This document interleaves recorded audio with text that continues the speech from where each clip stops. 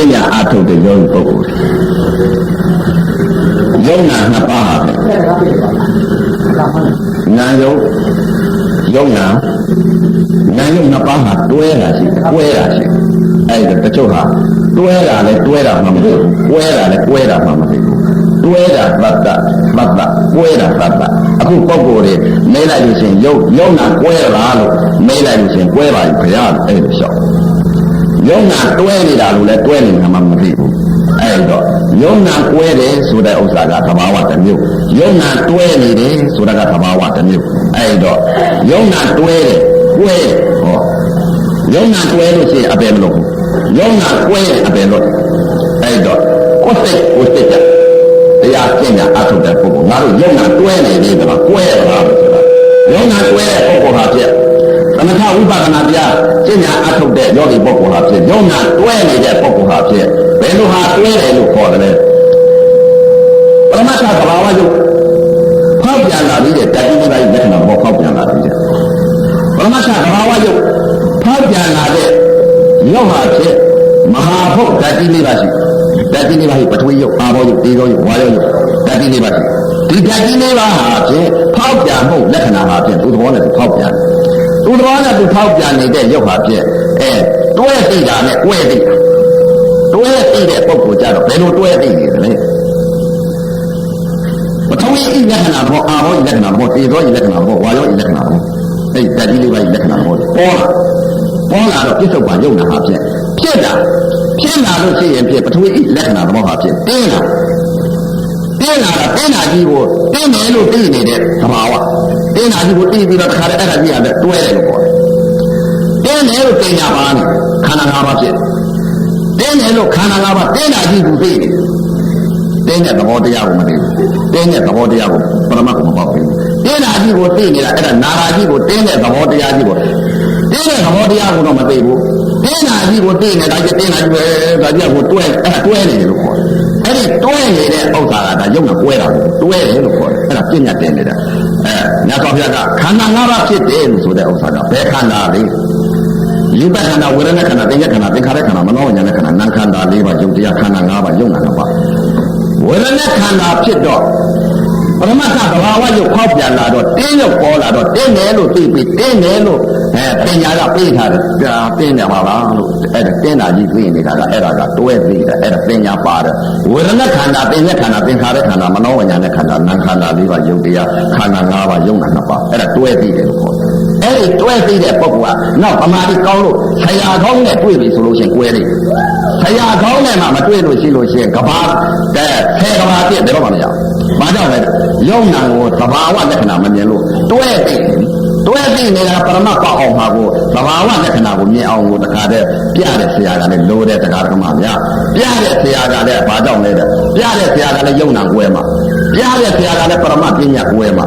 ပြတဲ့ဆရာကလည်းဥပါဒာဤယုတ်ကိုသိမှာအဲ့တော့ပြတဲ့ဆရာကလည်းဥပါဒာယုတ်ကိုလည်းမသိပြတဲ့ဆရာကလည်းပညာပရမတ်မကွဲပြတဲ့ဆရာကလည်းယုံနာမကွဲတွဲတာသိနေတယ်တွဲနေတာကြီးပြနေတော့အပယ်မလွတ်ဘူးတရားဓမ္မများအဲ့ဒါကိုသတိထားကြ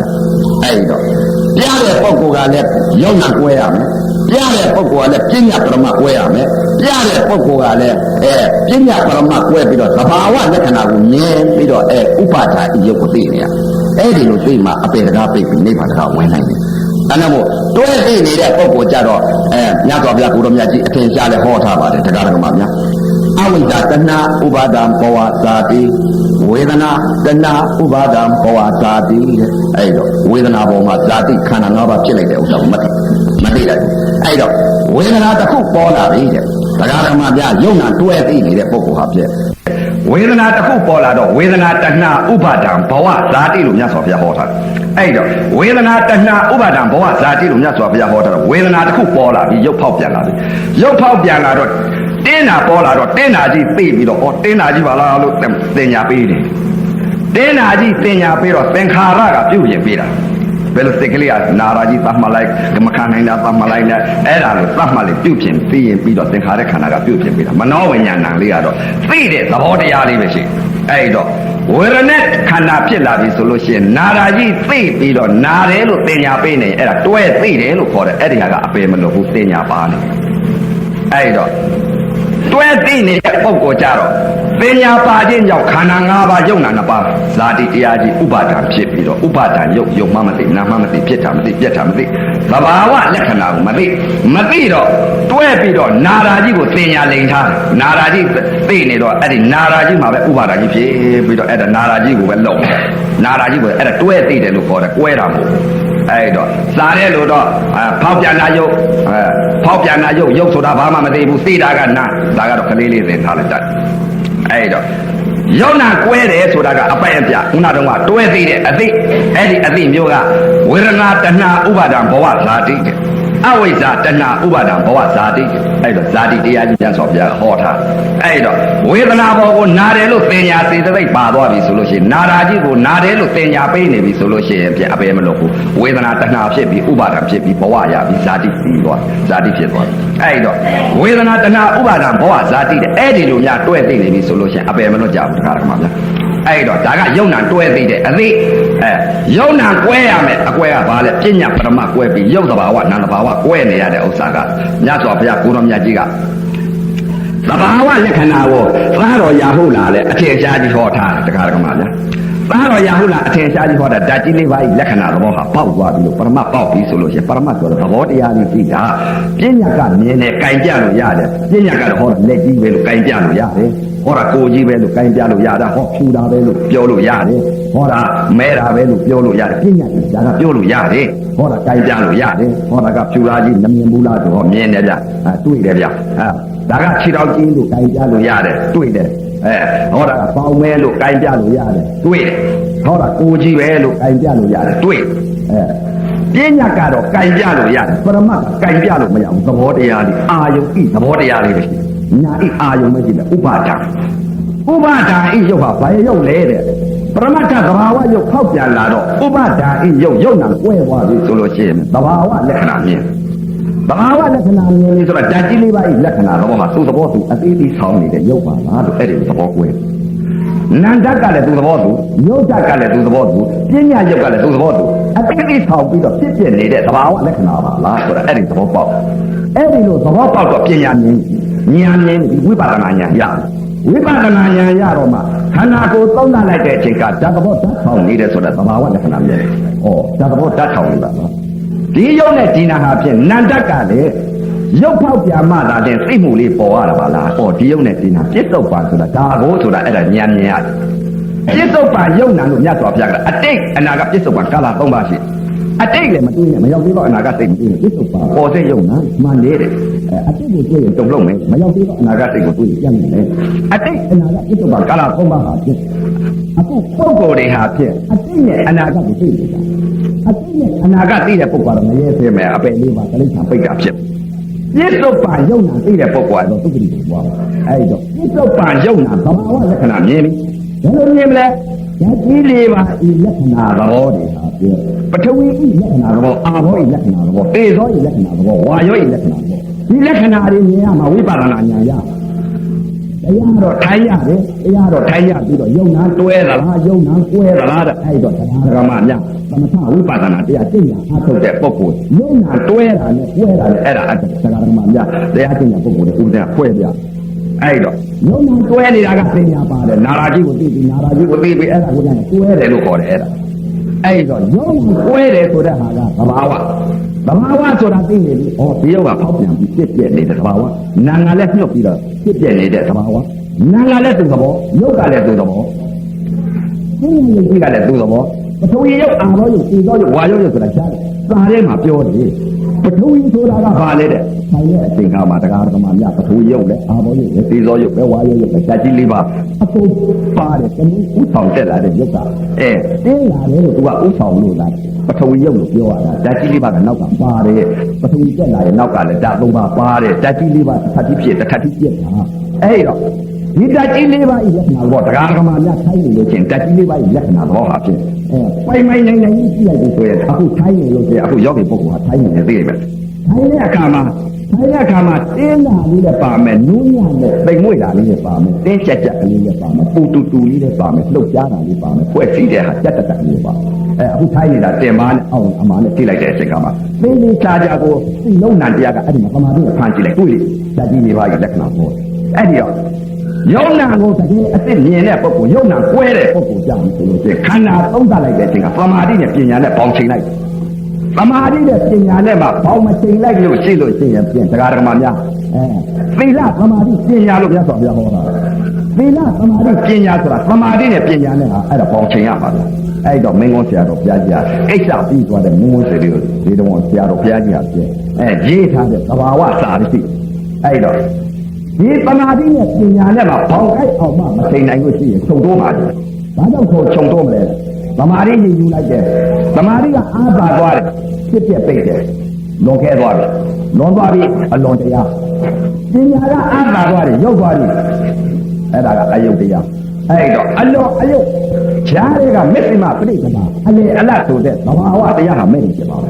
အဲ့တော့မဲ့နေဖြစ်ပါဆိုတာကအယုတ်အလွန်ဈာထဲမှာနေအဲ့တော့သီလရဲ့သမာဓိရဲ့ပညာရဲ့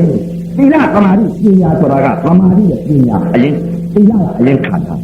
သမာဓိရှိရင်သီလကိုလုပ်တယ်သီလလုံးတော့သမာဓိကြီးတယ်သမာဓိကြီးတော့ပညာဖြစ်အဲ့တော့သမာဓိနဲ့ပညာနဲ့ဟာနှစ်ပါးဟာဖြစ်ပေါင်းချိန်ရရတယ်အဲ့တော့အယုတ်အလွန်နှစ်ပါးကြားထဲမှာသမာဓိနဲ့ပညာနဲ့ပေါင်းမချိန်နိုင်တဲ့ပုဂ္ဂိုလ်ကြတော့ကမ္မထမ်းပြတဲ့ပုဂ္ဂိုလ်ကလည်းသိရလိမ့်မယ်ဒီပုဂ္ဂိုလ်ကသမာဓိလွန်တယ်အားတာတယ်အဲ့တော့ဥပမာလေးတရားဓမ္မများပြောအောင်ပါပေါ့ပညာနဲ့သမာဓိမှာဘာမှချိန်နိုင်ပဲနဲ့ကမ္မထမ်းပြတဲ့ပုဂ္ဂိုလ်ကလည်းသမာဓိလွန်လို့လည်းလွန်မှမသိပညာအားပါလို့လည်းပါမှမသိအဲ့တော့သမာဓိလွန်တဲ့ပုဂ္ဂိုလ်ကတော့ဖြစ်ပြပေးပြီးတော့ဒါပညာအယုံကြည့်ပေါ့ပညာပါတော့ပြန်တော့လည်းပညာမရညာနေတွေးကြောပြီးတော့ပညာသုံးတတ်တာအဲ့ဒါပညာမရညာကြပါအောင်မရညာကြောက်အဲ့တော့ပညာကအားသာသွားရင်လည်းပညာမရညာသမာဓိသာတော့လည်းဖြစ်ပြပြီးတော့ပညာအာယုံပြုသွားတယ်အဲ့ဒါအလွန်အယုတ်နှစ်ပါးကြားတယ်မစ္စည်းမပရိပဒါအလေအလတ်ပေါင်းခြင်းရသမာဓိပညာဆိုတဲ့ဥစ္စာကဥပမာလေးပြောရမှာဖြစ်သမာဓိကလွန်သွားလို့ရှိရင်လည်းခြုံတိုးပညာကအပါသွားပြန်လည်းခြုံတိုးအဲ့ဒီတော့ပညာနဲ့သမာဓိနှစ်ပါးမှာဘောင်းမချိန်နိုင်တဲ့ပုဂ္ဂိုလ်ကတော့ခြုံတိုးမှာပြဥပမာလေးတရားဓမ္မများပြောအောင်ပညာနဲ့သမာဓိမှာဘောင်းမချိန်နိုင်လို့ရှိရင်ဖြစ်အဲ့ဒီတော့ဆောင်းလေးတစ်ခုဓမ္မကြီးတို့3 လ 4 လလောက်ရှိတဲ့သူ့မြောက်လေးတစ်ခုရေကလည်းအမတန်နဲ့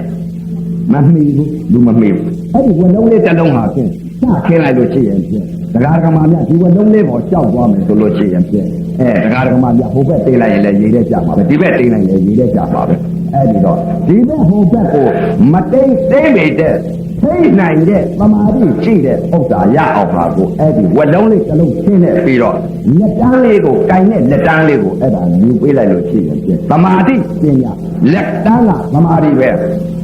ရှောက်သွားတဲ့ဝလုံးလေးကမတတ်အောင်ထိမ့်ပြီးတော့သွားလိုက်တဲ့ဥစ္စာကပညာပဲ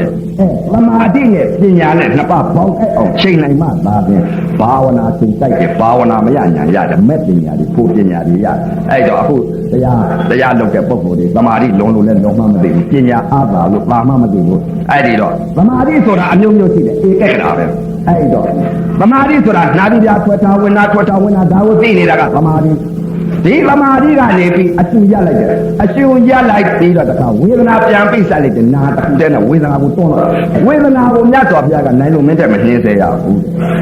ရုပ်ဤဖောက်ပြန်လာတဲ့ဝေဒနာသူသဘောတဲ့သူသဘောအတိုင်းသူဖြစ်လာတဲ့ရုပ်ဟာဖြစ်သူသဘောအတိုင်းလေးလိုက်သွားတယ်သူသဘောတွေ့မယ်တဲ့ငါသဘောလုပ်လိုက်ရင်အတ္တပဲဖြစ်နေတယ်အဲ့ဒီတော့အတ္တနဲ့ညာတော့မလုပ်လိုက်ကြနဲ့စိတ်သောနဲ့မတွန်းလိုက်ကြနဲ့ဖိပြီးတော့မတတ်လိုက်နဲ့စိတ်သောနဲ့တွန်းလိုက်ကြတော့အတ္တဖိတတ်လိုက်ကြနဲ့အတ္တအဲ့တော့တရားဓမ္မများဥပမာပြောရပြည့်ဝေဒနာဟာတစ်ခုဓာတိဖြစ်လာတဲ့ရုပ်ဟာပြည့်နိုင်လို့မင်းတဲ့ဟင်းစေပြီးတော့တတ်လိုက်ပြီဆိုလို့ပြည့်အငုတ်ထွက်ပါအောင်မလားဘယ်တော့မှအဆုံးအတ္တဖြစ်တာဖြစ်လေဖြစ်ဆုံးဘယ်တော့မှမဖြစ်အဲ့တော့ဥပတိပင်ဆိုတာပင်ဆုံးဘယ်တော့မှမဖြစ်ဘူးပညာဘယ်တော့မှမဖြစ်ဘူးအဲ့ဒီတော့ယောဂီပုဂ္ဂိုလ်အပေါင်းမှာပြည့်ရုပ်ဤဖောက်ပြန်လာတဲ့ဝေဒနာဟာပြည့်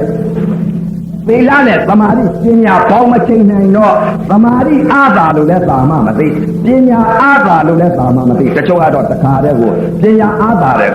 သမာဓိအားသာသမာဓိနဲ့ပညာနဲ့နှစ်ပါးပေါင်းကိုက်အောင်မချိန်နိုင်ဘူးအဲ့ဒီတော့နာတိပြာရှူ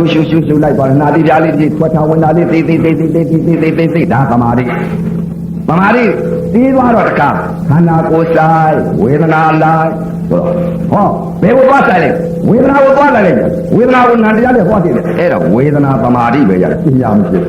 ဝ ဝေဒနာသမာဓိရကြတော့ဒီဝေဒနာကိုဘယ်လိုလုပ်လိုက်တယ်လဲတဲ့စိတ်စောနဲ့တခါတည်းဖိသပြလိုက်စိတ်စောနဲ့တွန်းစားပလိုက်အတ္တကြီးလုပ်ပြီးတော့ရုပ်ဤဖောက်ပြန်လာတဲ့ဝေဒနာကိုနိုင်လို့မင်းတဲ့မဟင်းသေးနဲ့ညတ်တော်ပြအဲ့တော့ဥပမာလေးပြောရမှာပေါ့ဒကာဒကာမများအခုသားလေးသမီးလေးရတဲ့ဥစ္စာမွေးလာတဲ့အချိန်အခါမှာတစ်ရက်သားက2ရက်သား2ရက်သားက3ရက်သား3ရက်သားက4ရက်သား4ရက်သားကတစ်လက2လ2လက3လသားလေးဤသမီးလေးဤမွေးလာတဲ့ကထိမ့်သိမ့်ပြီးတော့ချင်းမကက်ရအောင်မှဲ့မကက်အောင်ပါပြည့်ဒီသားလေးသမီးလေးဟာကိုအတိတ်ပဲကိုသူဤအတိတ်ပဲကိုသဘာဝကိုမြင်အောင်ဟာကိုတခါတည်းကိုစောင့်ပြီးတော့ကြည့်ရတာအဲ့တော့ဘယ်ချိန်လို့မလဲငါသမီးလေးငါသားလေးဟာဘယ်ချိန်ထားမလဲဘယ်ချိန်လို့ထားမလဲဘယ်ချိန်တိုက်ရမလဲဆိုတာအဲ့ဒီကိုခလေးကိုဂယုစိုက်ပြီးတော့အဲ့ဒါလေးကိုဂယုစိုက်နေတယ်ကိုခလေးကိုဂယုစိုက်လာတော့တစ်နှစ်ရောက်လာတယ်တစ်နှစ်က2နှစ်2နှစ်က3နှစ်3နှစ်က4နှစ်10နှစ်ကျောင်းအထိဟာကျောင်းသားအထိရောက်ကျောင်းသားအထိရတော့ငါသမီးလေးငါသားလေးဟာပြည့်အခုနေဟာငါသမီးလေးဟာပြည့်အမတန်လိမ္မာပါလားငါသားလေးဟာပြည့်အမတန်လိမ္မာပါလားဒီသားလေးသမီးလေးဟာပြည့်ကျောင်းသွားလို့ကြည့်မိဘကိုလည်းအမတန်ယူရလိမ္မာတယ်ငယ်စဉ်တည်းကငါသမီးလေးဟာပြည့်မိဘစကားဒီလိုမလုံနဲ့ဒီလိုမကိုင်းနဲ့ဆိုလည်းနားထောင်တယ်သားကတော့ဒီလိုမလုံနဲ့ဆိုရင်ပြန်ပြောလိုက်ငေါက်လိုက်ပါလားလို့သားသမီးဤစိတ်တွေကိုအကုန်သိနိုင်တယ်သမီးစိတ်ကိုလည်းသိနိုင်တယ်သားစိတ်ကိုလည်းသိနိုင်တယ်ဒီလိုသိအောင်လိုက်ရမယ်ယုံနာကိုအတအလေအဆုံးကိုမှလိုက်မှမလိုက်တော့တဲ့ဝေဒနာကိုနိုင်လို့မင်းတဲ့ညစ်ပြီးသတ်လိုက်ပြီးဆိုအတ္တဒိဋ္ဌိသက္ကာယအစွဲအဲ့ဒါအတ္တကိလမထနိယောဂဆိုတဲ့အကျဉ်ယုံနာကိုဖောက်ပြန်လာတဲ့ယုံနာကိုနိုင်လို့မင်းတဲ့နဲ့သတ်ပြလိုက်တာအဲ့ဒီတော့ဒကာဒကမများသားလေးသမီးလေးများဖောက်မွေးလာတဲ့အချိန်ခါမှာနိုင်လို့မင်းတဲ့များကိုသားပြစ်ကြသလားဒီသားလေးကိုမွေးရမယ်10နှစ်သားကအနည်း20ရောက်အောင်မွေးရလိမ့်မယ်အနည်း20ရောက်လာပြီဆိုရင်ကိုသားလေးအိမ်တော်ပြုဖို့ဟာမင်္ဂလာဆောင်ဖို့ဟာလုပ်ကိုင်းပေးရလိမ့်မယ်သူဤအဓိပ္ပာယ်သဘာဝ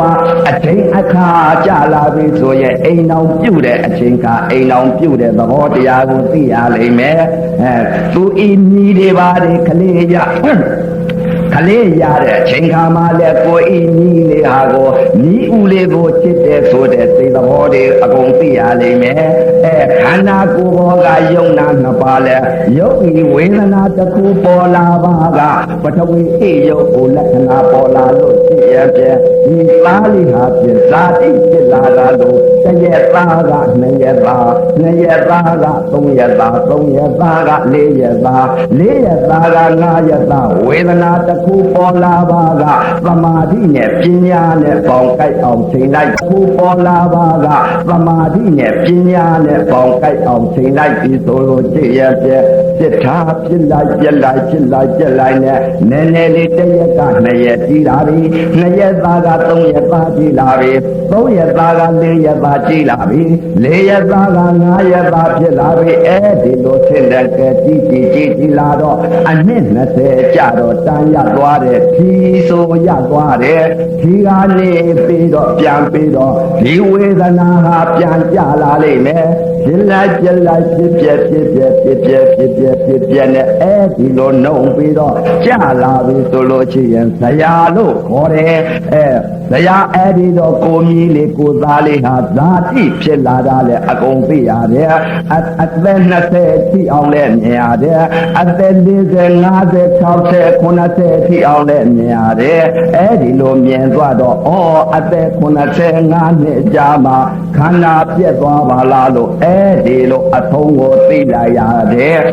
ဒီလိုခန္ဓာကိုယ်ဘောကရုပ်ဟာပြည့်ဇာတိဖြစ်လာလို့ရှိရင်ပြမတတ်ကြနဲ့ဇာတိဖြစ်လာရင်ကိုသားလေးကိုမွေးတယ်လို့သာဘယ်လောက်ကြီးကျယ်လာတယ်လဲတစ်ရက်က2ရက်ဖြစ်သလား2ရက်သားက3ရက်သားဖြစ်သလား3ရက်သားက4ရက်သားဖြစ်သလား4ရက်သားက5ရက်သားဖြစ်သလား5ရက်သားက10ရက်သားဖြစ်သလားဒီလိုတစ်ဆင့်နဲ့တစ်ဆင့်ကြီး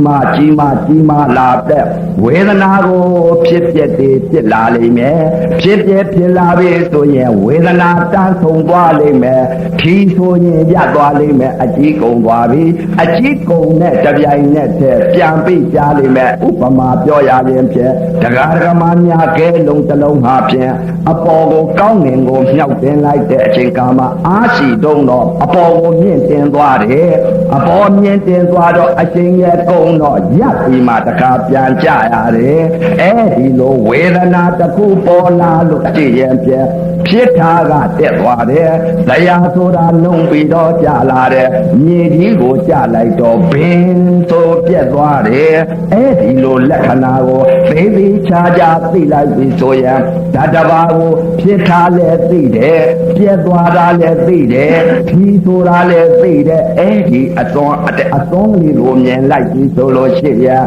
တရားဓမ္မများငါသိလို့ရှိရင်ဟေးသပိတ်မတော်ကြနဲ့တော့သားတို့သမီးတို့ငါဘယ်ကိုသွားမလဲငါနိဗ္ဗာန်ကိုအာယုံပြုပြီးပြီနိဗ္ဗာန်ကိုအစွန်းကိုမြင်ပြီးယုံနာနှစ်ပါးဇာတိထုတ်တဲ့နေရာလေးငါမြင်ပြီးဥပါဒံပြုတ်တဲ့နေရာလေးငါရောက်သွားပြီအဲ့ဒီလိုမြင်လိုက်ပြီဆိုရင်တရားဓမ္မများသပိတ်ကိုလွတ်တယ်အဲ့ဒီလိုအစအလေအဆုံးကိုသိလိုက်တဲ့ဉာဏ်ရသွားပြီဆိုလို့ရှိရင်အဲ့ဒီဉာဏ်ကြတော့ဧကပိစာသုလာသောတာပန်လို့ခေါ်တယ်ဓာတဘာကိုအစအလေအဆုံးကိုသိတဲ့ညာအဲ့ဒီလိုသိလိုက်တဲ့တပြိုင်နက်တည်းယုံနာကိုသူသဘောပေါက်သွားတယ်အဲ့ဒီလိုသဘောပေါက်သွားတဲ့အချိန်ကမှယုတ်သဘာဝလက္ခဏာလည်းသူမြင်တယ်နာမ်သဘာဝလက္ခဏာလည်းမြင်တယ်ပညာယုတ်ဣသဘာဝလက္ခဏာလည်းမြင်တယ်ဩတသဘောတတ်ဆောင်ပါလားဒီယုတ်နဲ့ဒီနာဖြစ်လာရင်ဇာတိပါလားဒီယုတ်နဲ့ဒီနာဇရာဆိုအိုခြင်းတရားပါလားမရဏဆိုရင်ပြည့်ခြင်းတရားပါလားအနိစ္စကိုလည်းမြင်တယ်ဒုက္ခကိုလည်းမြင်တယ်အစိုးမရအနတ္တကိုလည်းမြင်တယ်အဲ့ဒီလိုအနိစ္စဒုက္ခအနတ္တလက္ခဏာရဲ့၃ပါးကိုမြင်တယ်အဲ့ဒီလိုအနိစ္စလက္ခဏာဒုက္ခလက္ခဏာအနတ္တလက္ခဏာကိုအနိစ္စပဲဒုက္ခပဲအနတ္တပဲဒီလိုမြင်နေတဲ့တပြိုင်နက်တည်းဒီယုံနဲ့ဒီနာနဲ့ဟာဖြင့်ဝေဒနာဘောကိုနှုံသွားပြီအနိစ္စလက္ခဏာဒုက္ခလက္ခဏာသတ်လို့ဒီဝေဒနာကိုအနိစ္စပါလားဖြစ်လိုက်ပြလိုက်ပါလားဆိုလို့ယုံနာကိုမြင်ပြီဒီယုံနဲ့ဒီနာဖြစ်လာပါလားဒုက္ခသစ္စာကြီးပါလားဒီယုံနဲ့ဒီနာငါမပိုင်ပါလားသူသဘောပါလားဆိုတော့ဝေဒနာငါနာတယ်ငါကြိုက်တယ်ငါထုံးတယ်ငါကျင်းတယ်ငါအောင်တယ်ငါကြက်တယ်ငါပူတယ်ငါအေးတယ်ငါလှုပ်တယ်ငါရွတယ်မရှိတော့ဘူးယုံနာပဲရှိတော့တယ်ဖြစ်တာပဲပြက်တာပဲအဲ့ဒီလိုယုံနာကိုသိပြီဆိုလို့ရှိရင်ပြက်တရားဓမ္မများယုံနာကွဲလိမ့်မယ်ဘယ်လိုကွဲနေလဲတဲ့တနေ့လုံးထိုင်လဲဘာမှမဖြစ်တော့ဘူးယုံနာကွဲနေပြီဘယ်လိုကွဲသလဲတဲ့ဖောက်ပြန်စေတတ်တဲ့သဘာဝဓာတ်ကြီးလေးပါးကသတ်တာအဲ့ဒီအပေါ်ကိုသိပြီးတော့လိုက်တော့ရုပ်ဖောက်ပြန်နိုင်နန်းကသိမှုလေးပေါ်ရတဲ့ပစ္စုပန်နာရုပ်ပါလားဒီယုံနဲ့ဒီနာဟာသတ္တစီဖြစ်နေပါလားဖောက်ပြန်စေတတ်တဲ့ရုပ်ကသတ္တပါလားသိနေတဲ့သဘောတရားလေးကသတ္တပါလားငါအခုမြင်နေတဲ့ပညာယုတ်ကြီးခြေတွေလက်တွေကိုယ်တွေမြင်နေတဲ့ပညာယုတ်ကြီးကဘာမှသိတတ်တဲ့တရားမရှိပါလားဒီယုတ်ကြီးကအနတ္တအတုံးကြီးပါလားအပုပ်အသိုးကြီးပါလားဒီယုတ်ကြီးပေါ်မှာအသင်ယုတ်ကြီးပေါ်မှာအခုပူစီနေတဲ့ပရမတ္ထသဘာဝယုံတဲ့သဘာဝနာပါလားခန္ဓာ၅ပါးယုံနာ၂ပါးပါလားဖြစ်ပြီးပြက်နေတဲ့သဘာဝပါလားဒီခန္ဓာ၅ပါးယုံနာ၂ပါးပြက်သွားပြီဆိုလို့ရှိရင်ဒီပညာယုတ်ကြီးဟာ၃ရက်လောက်ကြာရင်ပုတ်ပွားပြီးပြည့်စေတတ်တဲ့သဘာဝပါလားငါအထင်မှားပါလားအမှန်မှားပါလားအယူမှားပါလားငါကိုမဟုတ်ပါလားအနတ္တုံကြီးကအနတ္တတုံကြီးကဘာမှသိတတ်တဲ့တရားမရှိငါတင်ညာလိန်နာခံနေရပါလားလက်ဆိုတာလည်းပညာပါလားခြေတော်ဆိုတာလည်းပညာပါလားငါဖြူတယ်ငါဝါတယ်ငါကိုယ်ပဲငါလက်ဖဲငါခြေပဲငါနာတယ်ငါကြိုက်တယ်ငါထုံတယ်ငါကျင်းတယ်ငါတငါငါဆွဲလာတဲ့အတ္တပါလားဒိဋ္ဌိကြီးအစွဲကြီးပါလားဥပါဒံယုတ်ပါလားဒီယုတ်နဲ့ဒီနာငါဆိုတာလည်းမရှိပါလားယုတ်ကဖောက်ပြန်စေတတ်တဲ့သဘာဝပါလားနာငါညှို့စေတတ်တဲ့သဘာဝပါလားနာနဲ့ယုတ်နဲ့တထထိဖြစ်ပြီးတထထိပြက်ကြပါလားနာယုတ်သာပါလားငါဘေးကလည်းနာသူမရှိကြိုက်သူမရှိထု ထုံသူမရှိအောင်သူမရှိကြသူမရှိယုံနန္တာရှိပါလားဖြစ်တာပါလားပြက်တာပါလားအဲ့ဒီလိုလက္ခဏာမြင်ရင်ယုတ်ကလည်းသတ္တဖြစ်သွားပြီနာမ်ကလည်းသတ္တဖြစ်သွားပြီပညာယုတ်ကြီးကလည်းသတ္တဖြစ်သွားပြီအဲ့ဒီလိုဖြစ်သွားပြီဆိုရင်ယုံနာကွဲတယ်လို့ဒီဘာကလို့ပြီးဘာကြောင့်လဲသေကနေဆဲဆဲကြပြီဆိုရင်ခန္ဓာ၅ပါးပြတ်တော့မယ်ဆိုတော့အခုကတည်းကသမာဝါယမသမာဓိသမာသမာဓိ၃ပါးရထားတော့ခန္ဓာပြတ်တော့ဝေဒနာခန္ဓာဖြစ်လာတော့ဝိပဿနာသင်ပြီဩယုတ်ကဖောက်ပြန်စေတတ်တဲ့သဘာဝနာငါညှို့စေတတ်တဲ့သဘာဝယုတ်နဲ့နာနဲ့တထတိဖြစ်တထတိပြတ်တာပဲဒီပညာယုတ်ကြီးကဘာမှသိတတ်တဲ့တရားမရှိဘူးငါနာတယ်မရှိဘူးငါကြိုက်တယ်မရှိဘူးသူသဘောနဲ့သူဖြစ်နေတဲ့ယုံနာပါလားပြစ်တာပါလားပြက်တာပါလားအဲ့ဒီလိုမေဃသစ္စာပွားနေတဲ့ရပြီဒီမေဃသစ္စာကိုပွားများပြီးတော့ယုံနာကိုငါနာတယ်မရှိတော့ဘူးငါကြိုက်တယ်မရှိတော့ဘူးငါထုံတယ်မရှိတော့ဘူးငါကြက်တယ်မရှိတော့ဘူးအဲ့ဒီလိုယုံနာကွဲနေပြီဆိုရင်ဒကာဒကမများသားတို့သမီးတို့အဖေတို့အမေတို့ခင်မွန်းတယ်တို့ခင်မွန်းတယ်မတို့ငါသေးလို့ရှိရင်ပြင်ပစ္စည်းဥစ္စာလေးရှိတဲ့ဥစ္စာဟာဘုန်းကြီးကိုကြော်ပွဲမပေးနဲ့လို့အဲ့ဒီလိုမှားထားခဲ့နိုင်ပြီငါသေးလို့ရှိရင်အဲ့ဒီဝါဝါဖြိုးဖြိုးစားကြပေါက်ကြငါသေးလို့ရှိရင်ဟေးငါသူကလေးဘုံနာကြည့်ကြောက်တာငါသွားတော့မယ်လို့အဲ့ဒီလိုမှားထားခဲ့နိုင်ပြီတရားဓမ္မများအဲ့တော့အခုဒီကနေ့ဟာကတော့နာကြီးပိုင်းကလည်းနောက်ကျနေတယ်အဲ့တော့ဒီတင်မဲ့တန်းရကြသို့တရားဓမ္မများအဲ့တော့ယုံနာပြည့်ပြည့်သဘာဝသစ္စာကိုဟောကြားဆုံးမှာဩဝါဒပေးရတဲ့အာနိသင်တို့ကြောင့်အခု